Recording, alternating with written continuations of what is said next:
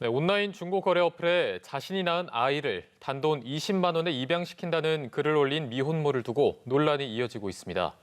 미혼모가 그럴 수밖에 없었던 현실적인 문제점을 짚어보자는 목소리가 높은 가운데 일각에서는 비슷한 일이 재발하지 않도록 엄벌해야 한다는 주장도 있습니다.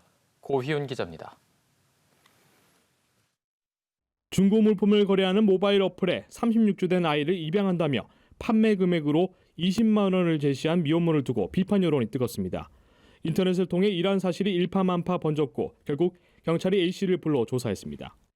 A씨는 경찰 조사에서 아기 아빠가 없는 상태로 아이를 낳은 후 미혼모 센터에서 아기를 입양 보내는 절차 상담을 받게 돼 화가 나서 글을 올렸다고 진술했습니다.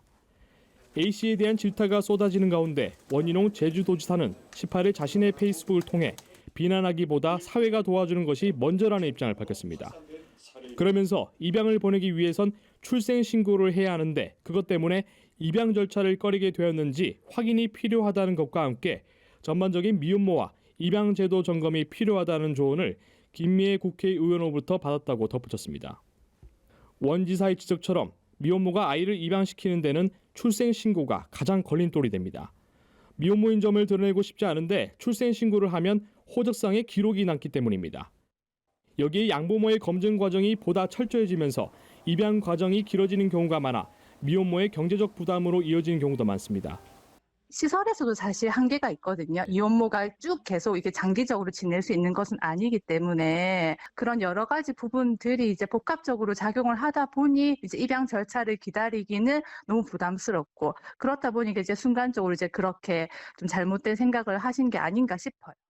그렇다고 A씨의 행동이 정당화되는 것은 아닙니다. 이번 사례의 경우 A씨는 아동학대 혐의로 처벌받을 가능성도 있습니다. 사실 이런 건 처벌을 하지 않으면 감정적이거나 이런 발달이 못된 아이들에 대해서는 어떠한 행위를 해도 이렇게 처벌을 받지 않는다라고 잘못된 이렇게 결론이 생길 수가 있기 때문에 네.